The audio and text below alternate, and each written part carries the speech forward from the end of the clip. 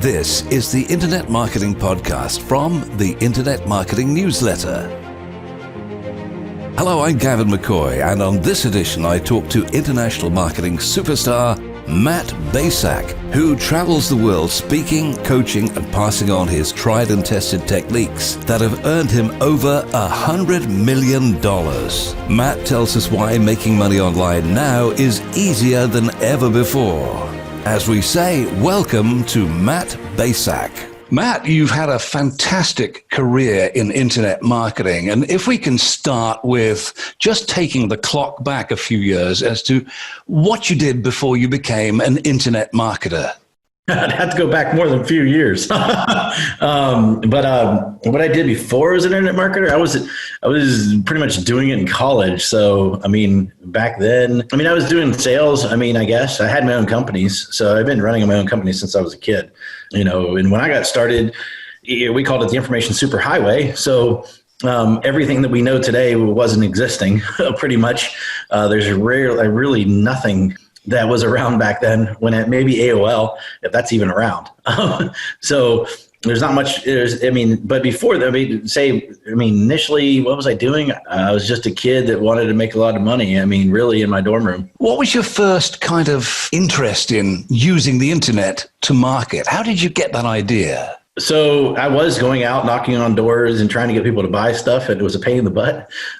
So instead of me chasing people down, I figured I wanted people just to come to me. And that's kind of was the big thing. I was like, if I can just get people to come to me instead of me chasing them down, that would be a great scenario. And that kind of caused me to start looking at this internet thing and get started doing stuff. Did you initially sell hard products, or did you go straight away for information? Yeah, I did. I sold cassettes. Information, yes, but on cassette tapes, on VHS tapes, so, all of that was before the DVD, and now actually DVDs are going obsolete. So I'm actually seeing the next wave of things being obsolete, where stuff we were selling with information, but I was selling other people's information, not my own. And actually it was Kiyosaki's stuff. Right when he was getting started. So I sold books, and I sold, just hard stuff. Everybody says the money is in the list. You've all got to start with one name and one small list. Well, I think for a lot of people that are listening, just to speak to them, I think there's really two ways we could do it. One, giving somebody an ethical bribe or something, for free is always a great way to get people on your list. But I will say, over my years, I would always tell people that. Today, I would tell people, really, I think you have two choices. And actually, this new choice is a better choice, I would believe, for everybody, is instead of giving something away for free, you might want to create it and make it a lower ticket product and have people opt in with their credit card, so you can actually build a buyer's list. And that's going to be the best list you can ever build. You could build 100,000 people or 10,000 people, from 10,000 people giving away stuff for free, or you can get 1,000 people that bought something for you, even if it's $1. That's going to be so much better than the 10,000. So my point to a lot of people is you can go one of either route. Just realize, all subscribers aren't equal, but the best buyers you can ever get are the ones that opt in with their credit card. Now, a lot of times today, people will say, put an opt-in page up, drive traffic to the page, have people sign up, give them something for free. And that's what I've taught forever. But today I tell people, literally, you have two routes, and it's which route do you want to go? I prefer the newer route. And I didn't think about that before, but more and more I start analyzing data, more and more I start looking at things, the more and more I realize the power of somebody opting with a credit card is so much bigger than the power of somebody just looking, because you get tire kickers, plate lickers, you get all these, and the thing is, you get more complaints. Somebody that gave you your credit card, now you have more, even they have bigger commitment, but also you have, more backup to say, hey, look, you bought this, instead of, hey, you opted in, because today people do some crazy stuff with opt-ins. But buying is a good gate or a good hurdle, that people can jump over to really prove, to show you that one, they're interested in. Two, it's going to make your list more powerful and more responsive than anything else you could do. So definitely the starting point for a new internet marketer is try and find something to catch people's attention. High value, and now it's just according to how you want to price that. I mean, because there are people who sell $2,000 products for $1. I mean, that's a good you're going to get a lot of opt-ins if you do something like that. Not telling anybody to do it, but really, something of high quality, high value. Because the first impression is the most important thing. For everybody. And if you do deliver something that's just, they just paid, $7 for something that's worth, $500 or $100, they're like, oh my gosh, imagine what they're going to give me when I give them more money. So the definite thing to remember is high value information, but low cost to get people hooked in. And from that, I think you can kindle a sense of indebtedness because people think, wow, you're really generous in giving us all of this stuff for next to nothing. That sometimes opens the door for the next transaction. Well, and the loyalty and the trust factor. I mean, that's a big thing too. That's one thing that's underlining with all lists that we're ever going to build is the biggest thing is when somebody comes in, especially the first time they meet you, people talk about building rapport and that's great, but the best way to build the best rapport is to build trust. I think it's everybody's like, oh, you want to build these relationships and build, the best way to build a relationship is do what the heck you say you're going to do and do it better, under promise and over deliver. You're going to build so much more trust and so much more better relationship with that people. And the other thing too, for a lot of people, because I think, I've made millions, multi-millions, from email. And I will say, everybody's like, oh, go out and, build these, once somebody signs up, send out the relationship things. I think it's great. And that's a good idea. And it does make people all excited and feel good about it. But the point is how you train your list at the beginning is how they're going to treat you in the end. So my point is, if you do let them know, hey, I'm going to give you good value stuff. You're here. I'm here to give you good value stuff. It's going to change your life or whatever feeling you have. But at the end of the day, if you train them to give them free stuff, that's how they came in. That's how the relationship started. But if they came in with, hey, I give you some money, you're going to give me something great, then they're going to always give you money to get something great. In terms of once somebody gets onto a list of yours, email people often or not very often? Well, that's really dependent on the individual, I think. So the most important thing for everybody listening is the decision you make at the beginning of the relationship. So if it's how you want to train them, like it's not just training them, giving good value, but if you're going to be sending emails every single day, then you better do it from the beginning. If you choose to send three times a week or once a week, you want to be careful with that, especially on once a week. Be very careful with that. If you train people, and I've seen this happen before with clients where they're like, you know what, I'm not going to mail every day like you do. Matt, what I'm going to do is I'm going to mail once a week. I'm going to mail every Wednesday. If you miss a Wednesday, they're going to get upset with you. If you change your behavior a little bit after they've been trained a certain way, it could cause some issues. So realize that when you are going on, it's how, it's what you choose to do. Now, I will say this for everybody listening. I mean, there is such thing as an opportunity cost, right? And there's also another thing, two things really, is opportunity cost and subscribers expire. My point is twofold. One, let's go with the expiration, thing is, so most people don't realize, depending on the market that people are in, like, if for example, if you're building a list of people that are looking for a quick fix on something, maybe it's, I usually tell people look for bleeding necks. Like somebody has a bleeding neck, they get it fixed, they don't need you anymore. So they're going to go away. And I'm using that as an example, but they're going to go away. So that the life of that is very short. So every market has, people don't realize this, but there is an expiration date. The average subscriber is going to leave. Now in for example, the internet marketing space, we have 3 months. It's all we have. And, a lot of times, and then there's going to be some people that stay around, but really people get inspired. People are like, oh, I want to go online. I want to go make money. And then within 3 months, after 3 months, the list will start, those subscribers will start dropping off because it kind of there's an expiration date.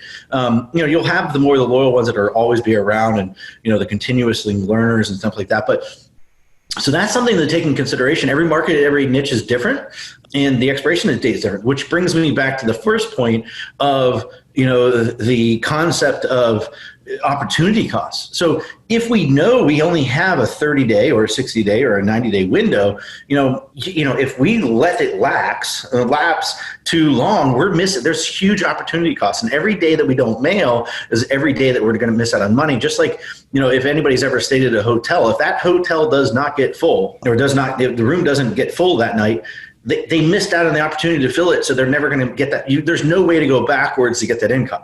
Well, every day, 24 hours, there's a 24-hour window on that. So, I've never said it that way, but it's really, opportunity costs sometimes. But here's a third point to actually bring up that's really important for people to realize. The moment somebody actually does sign up is the moment they're the hottest, usually.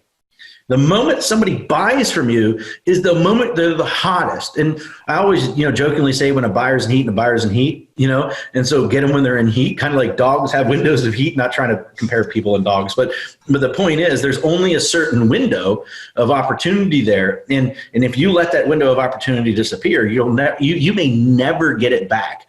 So the beginning of the relationship is really important, and even, making things happen. I always tell people, like, heck, one of the great things to do is especially even in your first message, if you promise them an X widget, give them X widget or X report or whatever it is. But then also in the PS say, hey, by the way, people who download this also buy this. Like, that's a sneaky little trick that anybody could do to instantly say, hey, you're here to get something for free, but I'm also here to make money. So you're kind of, providing both things. And that's like, I stole that trick from Amazon. But my point is, Amazon does it all the time.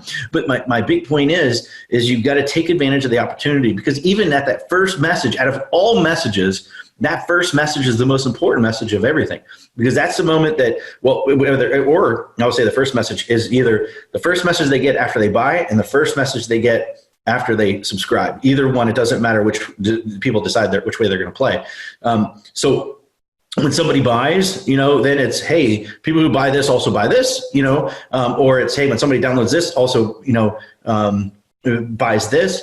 That's a good way. But at that moment, they are looking for that email. At that moment, they're hot, they're hungry, and they're ready to go. And if you let the thing get cold, cold off that gets cold, then you're really losing out on an opportunity. And it's people being in that yes mode that are easy to influence. You mentioned Amazon do this, and I can say from my own experience, the number of times I bought something on Amazon, then seen this array of other options in front of me, and I thought, oh, yes, I'll have that. So it works almost without pressure. It's so subtle. Matt, you are the king of finding the sweet spot and testing. When did you learn that, we'll call it a science, in persuasion? Well, the persuasion's one thing, testing's another. But early on when I first started, I always wanted to study. I'll say this, early on, I started realizing the people that were making more money than me really had three things.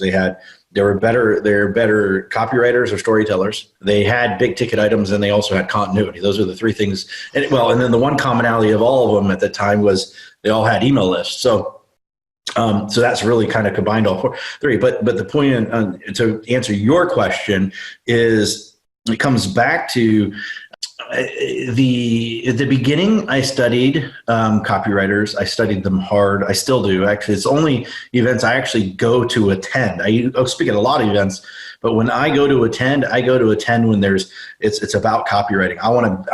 I never will stop learning that skill, even though I even created a product about it. But I say that because I will never stop learning that. I can always get better and better when it comes to copy, because I know it's the one thing. You could take everything away from me. I can just write some copy. I could write my way out, kind of like the Beatles.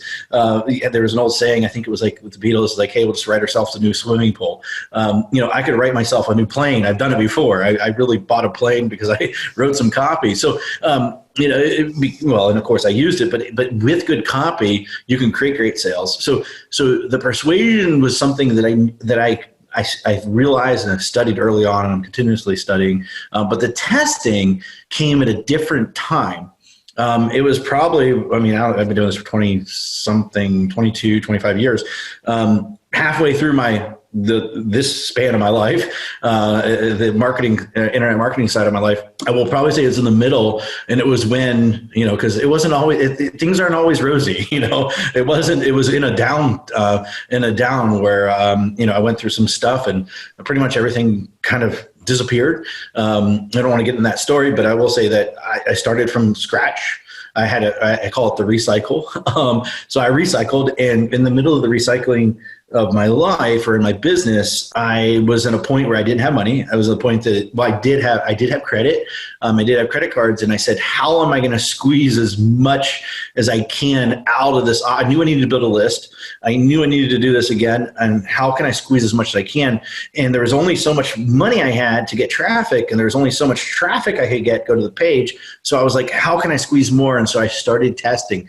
And when I started doing that, I started seeing that there was a radical difference in this. And I look back on my half of it, my 12 years before, and I said, if I would have only done this 12 years ago, I would be in a lot better place than I am today, or would have been in a lot better place the whole time. So I started testing and testing and testing, and then it became a habit. And now I test every single day.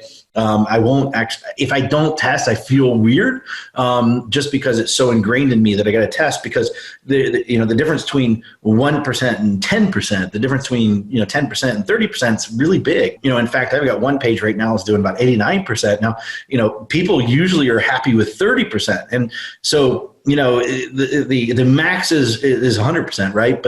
And I know I'll never get there, but I always aim for it, right? It's kind of like an ideal. So I'm always aiming to see how good I can get it to make things happen. But it happened at a point where it was kind of I had to do something. I had to do something, and I needed to turn lemons to lemonade even faster. Now, I'm going to just explain, Matt, for the benefit of the newbies who will be listening to this internet podcast, how split testing works. And you can divide the traffic to a single website to the left and to the right, we'll say. And just for example, there might be a red buy button on one side and a green buy button on the other side. For whatever reason, one of those buttons will perform better than the other. And the process is that when Matt split tests, it might be some words in the copy, or it might be a button. The side which has the highest sales will be the side that persists, and you'll kill the other side. And then you'll try something else, another variation. I mean, that's a good example from a basic example. Yeah, absolutely. And that's a big thing just to let everybody know is it doesn't matter what you're doing. Don't get emotionally attached to it. You can get emotionally attached to people, but you don't get emotionally attached to pages. So I want to say that from a perspective, a page is a page. It could be erased, it could be removed, it could be changed.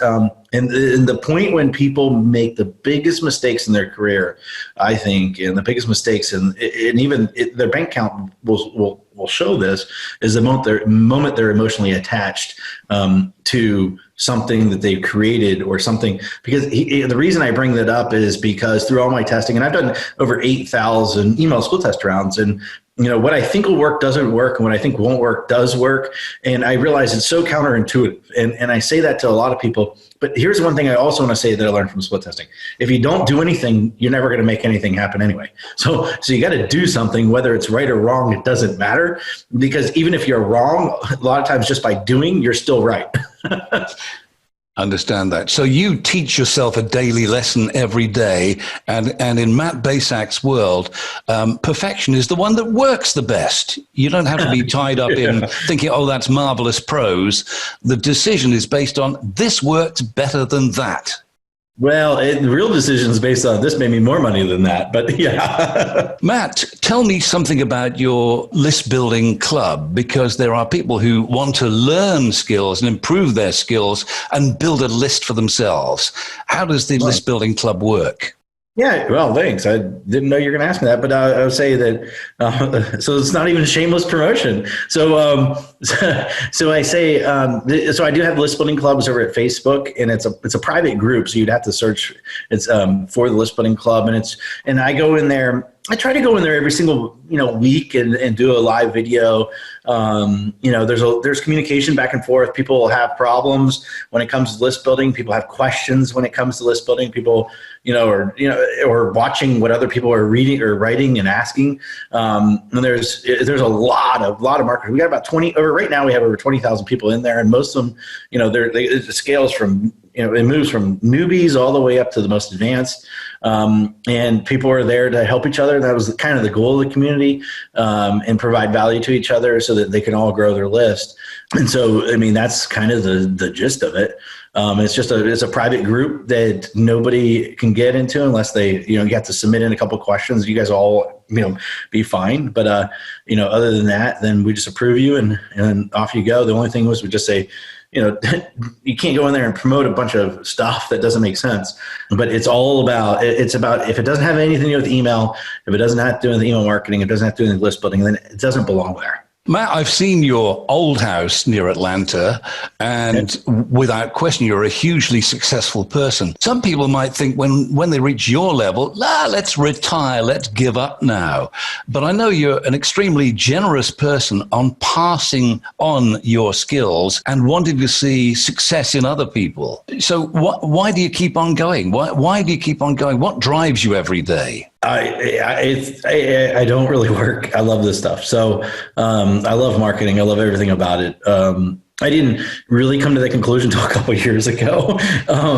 It really, I do enjoy it so much. In fact, we had our 20-something year high school reunion, and somebody posted in our little group from all my friends from high school. We did it a couple of years ago, but all good friends from high school, they all posted, and somebody posted a picture of a newsletter from high school, and all the seniors at the time submitted in things like, what is their favorite class? And I wrote marketing. I didn't even know that back then. I fell in love with marketing way back then, and I did read a lot of marketing. I got a marketing degree. But I absolutely love everything about it. Understanding, what gets people to tick. Because it's more also marketing is a piece of psychology and also math. And the cool thing is the math doesn't have to be calculus. It's a matter of, did this make me more money than this? It's not that hard. What number is bigger? This one put more money in my pocket. This one didn't. Therefore, there's the answer. So it's not that hard math, but it is. It is from there. So. But I love it. But for me too is the fact that I do make, when I'm testing and I do stuff, it's a game to me. So every day I'm playing a new game with myself to see if I can beat myself, see if I, how smart I am to myself. And I don't care if I'm dumb, if I make a mistake or not, because I know in the end I'm going to win. So I always win the game no matter what, even though I might lose what I think is going to lose. So, but that's fun. And then, but for me too, is also, there's another side to it. It is, being able to see others, watch others grow. I will tell you, like, the coolest thing that's happening for me right now, and I was just sharing this with somebody yesterday, like, people are going through my stuff, and I have a new thing at the EPC Institute, and people are going through my stuff. We get, on an average a week, we probably get 2 to 3 things sent to us as gifts. A non-solicitation. People are just sending us gifts. Actually, we just got somebody just sent me a $400 juicer. And it's like, thank you for everything. And it's like, it's crazy. I just got a fountain pen. I just got somebody else sent me another. They know I write notes to my high-end clients. I write letters to them. So I got a high-end pen. I got an astronaut pen. People were sending me stuff, but that, I don't care about that. But what I do care about is things I'm doing are changing people's lives. And that matters a lot to me. And I love it. And seeing more and more just the raving reviews that are coming back because of, me just opening up and sharing my data and sharing what I know to be true. At this moment, because what I learned with my data is it might be true at this moment, but things could change. So, but what I know at this moment is it's really cool. Now, some people may say that you hit the ground at just the right time and you built your business. And for the benefit of those people who think, well, could I do the same thing? Can you still go on the internet and sell internet marketing? And can you still make a fortune? Is that possible? I think it's more possible than it was when I started. Just if you look around you on the market right now, when I started, there was no such thing as an affiliate program. When I started, there was no really autoresponders. When I started, there was nothing we have today that was created by people like me. In the early days, like there was no opt-in page. There was no Facebook. There was no Twitter. There was no, what else we got today? There was none of that. There was no YouTube. There was nothing. And so I say that because we had to get really creative. Yes, we were, some of us are early, like me, but the thing is, the tools, the success stories, the models we can model today are so much better. I'm seeing, when I remember, early when I first started, if you just make $10,000, a month, like people are like, oh my God, you're like, it's amazing. Today, like I'm seeing people just starting out, going from nothing to making millions in a really smart, short period of time. And the reason is because there's people that have, like me and others, that have gone before them and kind of paved the path and saying, hey, here's what to do. Just follow and model this. And people are doing it. They're following instruction. I think that's a real good thing. They're following the instruction properly. And, they're just following instruction, really. And they're going out there. But with the tools and the leverage that we have today, it's 1,000 times. I mean, the opportunities, there's an unlimited amount of opportunity for everybody. Matt, what is the biggest thing that seems to trip up newbies at the very start of their progress towards success? Something undoes them. What do you see as the biggest fault that people have? There's a couple that popped in my head, and I'll kind of list them out. I think one, that overthinking and not following instruction. So it's like, I think I'm smarter than them. So that's kind of all together as one. It's like, no, like, look, follow instruction and just do it. And just, I tell everybody, like, a lot of times, especially, and I hate to say this, but the more educated somebody is, the more they're looking for the reasons why things won't work. And instead of saying, hey, having faith in the whatever they're doing, and saying, hey, this will work, I'm going to do whatever it takes to make it happen. Like that type of person. And they come in with more of a, we would call it in America high school dropout, attitude, where it's like, hey, like they're not, they just say, you tell them, hey, behind that tree, dig up behind that tree right there, and you're going to find a pot of gold. They'll just go dig up behind that tree. You tell, somebody else, they'll go, you say, dig up. And I've seen this. I'm like, go over there and dig behind that tree. There's a pot of gold. And they'll run over like somewhere else. And you're like, it's right there behind the thing. So, it's like, so it's following instruction, and having faith, and I think, is huge. Matt, it has been fantastic that you've spent your time with us today and passed on so many tips to the Internet Marketing Podcast. And I really thank you for your time and being with us. Oh, yeah. No, thanks for having me. I'm Gavin McCoy, and thank you for listening to the Internet Marketing Podcast. Join me in a month's time for the next edition. If you liked this video, please consider subscribing or click the bell icon to get notified when new videos are released.